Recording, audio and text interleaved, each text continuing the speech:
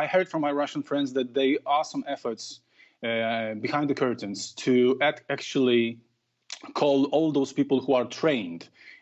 Because the problem with mass mobilizations is that it is not uniforms that made you a soldier. You have to be trained, you have to have some experience. So it's very difficult to do that in a couple of days.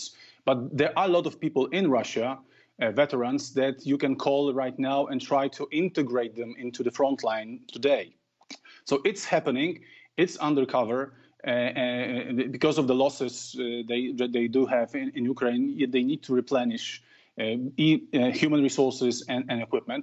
But this is by far not even close to the mass mobilization, because mass mobilization would actually mean closing down borders, tens of thousands of reservists pulled from their jobs, borders closed to all the people to fighting age men, and so on and so forth.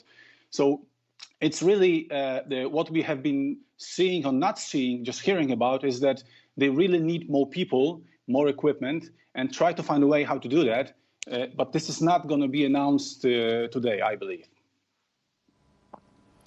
And as it's Karen jumping in, I want to ask you about the equipment then, if we can turn the focus to the hardware, because often we see the show of force, the sort of hardware that Russia is sitting on. And a few years back, it was a tank. It was the Armata T-14 tank that the world was focused on. But clearly, we've heard about losses of some older tanks in Ukraine since then. What do you think the focus is going to be for some military experts looking at that hardware that Russia has at its disposal now? The funny thing today is that actually we have been seeing in the last 2 months, we were supposed to see a show of force in Ukraine, and this shining latest weapons being used and actually dominate the neighboring country.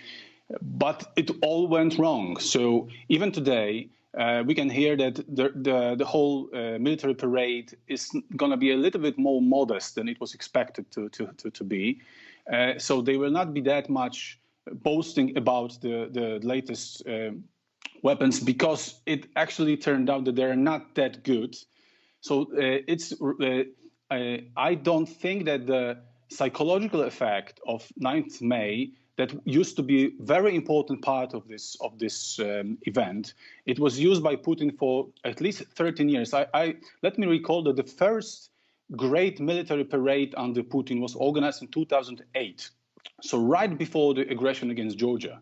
So it was a very purposeful tool used to convince the Russians that that Russia is rising again. And also to show to us, to the West, that beware of us. We have tools to oppose to any of your efforts to infringe our interest. So I don't expect new shining equipment being showed today, because the demonstration effect of this parade is gone because of the failure in Ukraine.